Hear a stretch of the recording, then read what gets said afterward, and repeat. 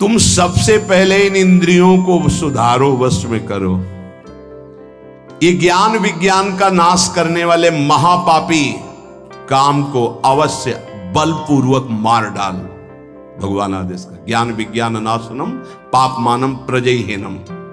पापमानम केवल पाप ही कराते हैं। पाप से पाप ही बनता, कभी पुण्य नहीं होता, ध्यान रखना।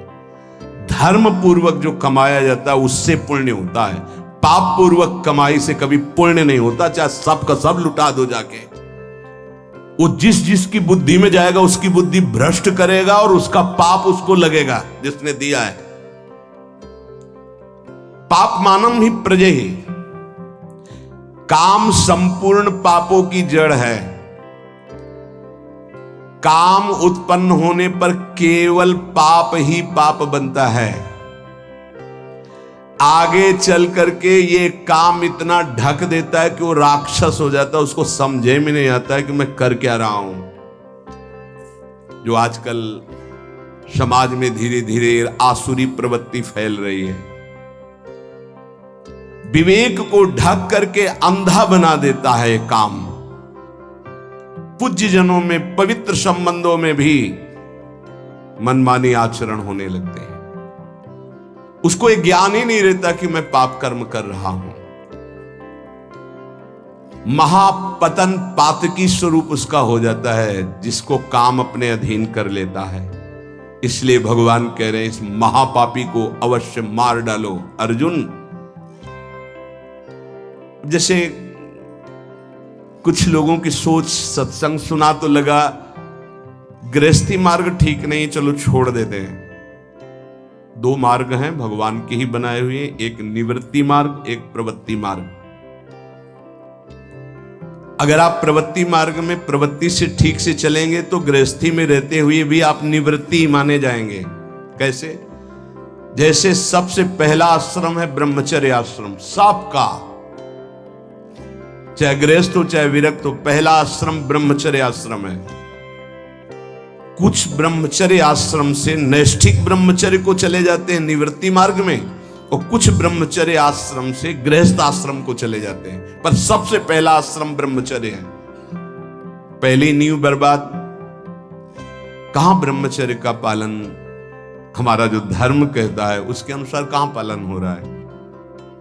जब तक पाणिक ग्रहण संस्कार विवाह नहीं हुआ तब तक ब्रह्मचर्य का आदेश शास्त्र में वो असमर्थ हो गए। आज अगला गृहस्थ धर्म, जिससे पाणिक ग्रहण किया आजीवन उसी के प्रति भाव रखना। संतानोत्पत्ति धर्म रूपी काम, आगे चलकर आपको वैराग्य हो जाएगा, अपने आप वैराग्य हो जाएगा, भोगों से वैराग्य हो जाएगा, क्योंकि धर्मो रक्षते रक्षिता। आप धर्म से चल रहे थे, इसलिए तीसरा मार्ग वानप्रस्थ। अब वो अंदर से उसके अंदर व्याकुलता पैदा होने लगती, बहुत समय नष्ट हो गया भोगों में। क्योंकि पहले ब्रह्मचर्य था, पुनः ब्रह्मचर्य का अभ्यास जागृत होता है और फिर संन्यास क्रम से आ जाता है। और वो नैष्ठिक ब्रह्मचर्य से सीधे, अब ऐसे सत्संग सुना और आपने सोचा कि नहीं, भजन करने के लिए हम संसार को छोड़ देते हैं, तो किस संसार को? बहुत ध्यान देने का विषय, किस संसार को? बोले इसको नहीं, इसको नहीं, इस संसार को। अगर इसका राग लेके भाग के जाओगे तो किसी भी गुफा में जाओ, काम वहां भी तुम्हें अपवित्र कर देगा, वहां भी तुम्हें नष्ट कर देगा, क्योंकि तुम्हारे अहम में बैठा हुआ, किसी घर दुकान मकान में नहीं बैठा हुआ है, वो तुम्हारे अंदर अहम में बैठा हुआ। अहम में बैठे हुए काम का त्याग, घर में रहता हुआ वो सन्यास निवृत्ति मार्ग का पथिक हो जाएगा। और अगर अहम में काम बैठा हुआ है तो गुफा में बैठा हुआ भी वो प्रवृत्ति में उतर जाएगा काम की। ये बड़ा सूक्ष्म विषय है। इसलिए हम प्रार्थना करते हैं कि काम छोड़ने का विचार किया जाए। काम का मतलब है मलिन भावना, कामना। ये जो हमारे अंदर उद्देश्य बनता है भगवत प्राप्ति का कि हम सब छोड़ देते हैं, तो किसको छोड़ देते हैं? शरीर राग को छोड़ देते हैं, इंद्रिय विलासिता को छोड़ते हैं, अहम में कामना को छोड़ते हैं। बाहर भागने से काम नहीं बनेगा। इसको समझना होगा। अगर कामना छूट जाए तो सब ठीक हो जाएगा। जब मनुष्य कामना रख करके कोई भी वेश धारण कर ले, कहीं भी चला जाए, तो काम उसे भ्रष्ट करता ही है। चाहे गुफा में बैठ जाओ, जंगल में चले जाओ, कहीं भी चले जाओ, मनुष्य के अंदर जब तक अहम में कामना रहेगी, जन्म मरण बंधन में पड़ा रहेगा। चाहे जहां भाग के जाए, चाहे जिस भेष को धारण कर ले, वो अंदर बना रहेगा। ये शास्त्र है, समझिए। ये जड़ पदार्थों की तरफ आकर्षण जड़ शरीर की अहमता से है कि मैं मनुष्य हूं, मैं पुरुष हूं, मैं स्त्री हूं। इसी में काम बैठा है। इसका त्याग करने की बात कही गई है। पशु पक्षियों तक को ये अपने अधीन किए हुए है। मनुष्य में एक शक्ति है जिसका नाम विवेक, ज्ञान, उससे बच सकता है। इंद्रिय जन सुखों में, भोगों में, पदार्थों में जो कामना हो चुकी है, यही नहीं समझने देती कि मैं दिव्य भगवान का अंश हूं। केवल बातें बनाने से नहीं, मुझे किसी भी सुख की आकांक्षा नहीं है, किसी भी सुख का अभाव नहीं हमारे स्वरूप में। जब भोगों में रुचि बढ़ जाती है तो फिर रुपए का महत्व जागृत हो जाता है। रुपए में जब महत्व, तो फिर रुपए की गिनती, बैंक बैलेंस कितने हुए, बोले इतने, बोले और इतने हो जाए, और इतने हो जाए, बढ़ता चला जाता है। धर्म को, शास्त्रों को, उपासना को उपास्य देव के लिए किया जाता है, बैंक बैलेंस के लिए नहीं। अगर हमारे उपदेश का फल रुपया है, हमारे प्रवचन का फल रुपया है, हमारे अंदर का उद्देश्य रुपया है, शास्त्रों का भाव नहीं समझ पाएंगे, ज्ञान ढका रहेगा, जागृत नहीं होगा। रुपए में सुख नहीं है, रुपया से भोग मिलते हैं, भोगों में सुख नहीं है। रुपया की गिनती में सुख आ जाएगा, अहम सुख।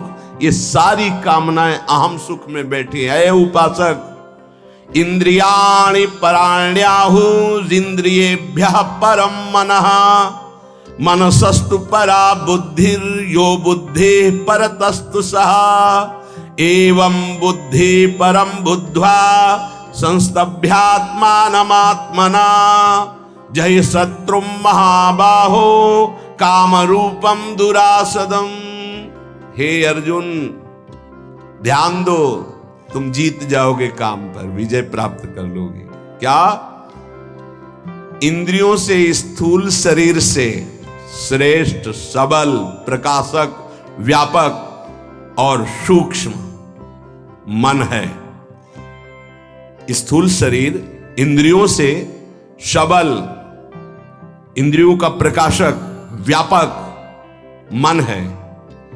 मन से भी पर, बलवान, निर्णायक, प्रकाशक बुद्धि है। और बुद्धि का जहां से प्रकाश हो रहा है वो अहम है, और उस अहम में काम बैठा हुआ है। दुश्मन का पता चल जाए तो मारने में देर नहीं लगती। अहम में काम बैठा हुआ है, और उस अहम को जो प्रकाश मिल रहा है वो तेरे से मिल रहा है। अहम को जो बल मिल रहा है वो तेरे से मिल रहा है। तू ऐसा जान करके अपने आप को इस काम के वश में ना होने दे, और अपने बल से इस काम रूपी दुर्जय शत्रु को मार डाल। व्याख्या, इंद्रियाणि पराण्याहु, ये जो आप ढांचा देख रहे हैं स्थूल शरीर,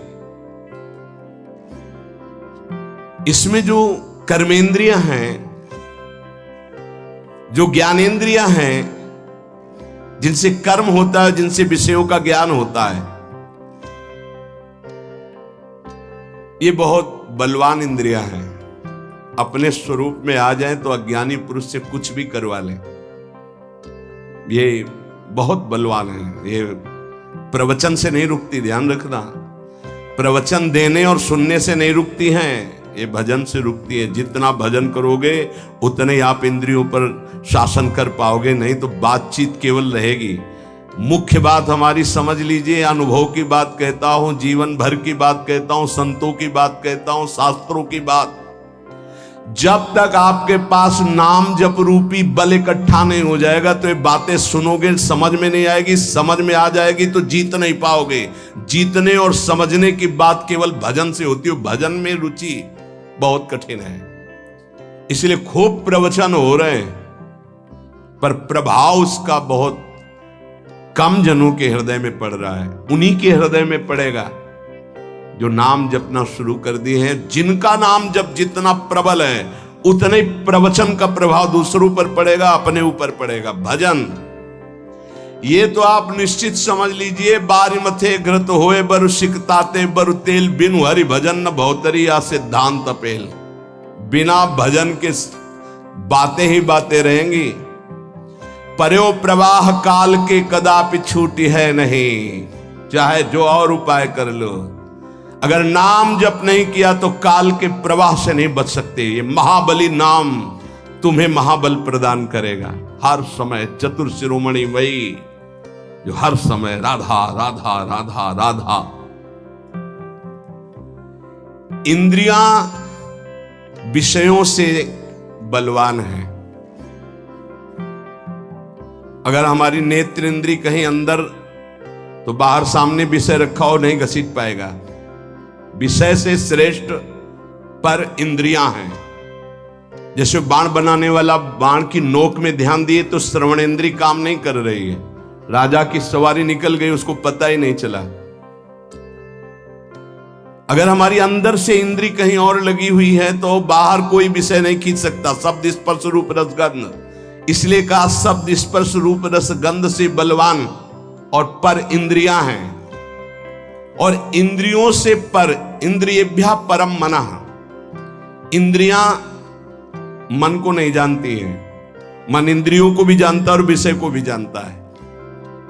ये रहस्य को समझिए। अभी सब उल्टा है।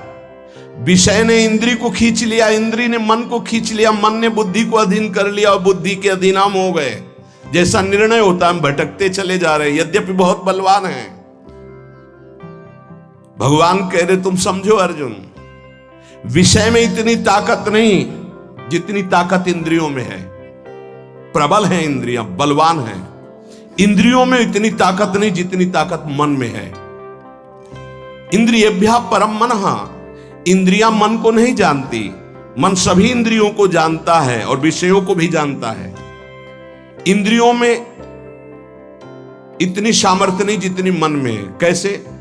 जैसे श्रवणेंद्री ये देख नहीं सकती, ये चख नहीं सकती, ये स्पर्श सुख नहीं बता सकती, यहां से गंध सुख नहीं, केवल शब्द सुन सकती। शब्द एक इंद्री एक शब्द। और मन हर इंद्रियों से देख सकता, सुन सकता है, सूंघ सकता है, सब कुछ कर सकता है। वो इंद्रियों का बलवान स्वामी है। इंद्री अपने विषय को जानती। जैसे घ्राणेंद्री ये केवल गंध को जानेगी बस, यहां से शब्द का परिचय नहीं मिलेगा, यहां से रस का परिचय नहीं मिलेगा, केवल सुगंध का परिचय मिलेगा। त्वचा केवल स्पर्श को जानती है, यहां से गंध का परिचय नहीं मिलेगा, शब्द का परिचय नहीं मिलेगा, रस का परिचय नहीं मिलेगा। रसेंद्री केवल रस को जानती है, यहां से गंध का परिचय नहीं मिलेगा, यहां से स्पर्श का परिचय नहीं मिलेगा। रसेंद्री रस को जानती है, रसना केवल रस को जानती है, शब्द स्पर्श रूप और गंध को नहीं जानती। नेत्रेंद्री केवल रूप को जानती है। ऐसे अलग अलग इंद्रियां, ये जानने वाली ज्ञानेंद्रियां हैं और भोगने वाली कर्मेंद्रियां हैं। और इन 5 ज्ञानेंद्रिय 5 कर्मेंद्रियों को पूर्णतः जानने वाला ये मन है। उल्टा ये हो गया कि इन इंद्रियों ने मन को फंसा लिया है। हमारी दुर्गति का कारण मन इन सबसे बलवान है, सूक्ष्म है, जानकारी है उसको, पर वो फंस गया इंद्रियों को। इंद्रियां फंस गई विषयों में।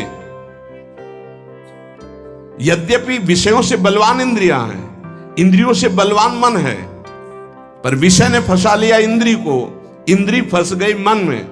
अब कह रहे हैं मनसस्तु पराबुद्धि। वैसे सच्चा इनका स्वरूप यही है कि विषयों से बलवान इंद्रियां हैं, इंद्रियों से बलवान मन है और मन से बलवान बुद्धि है।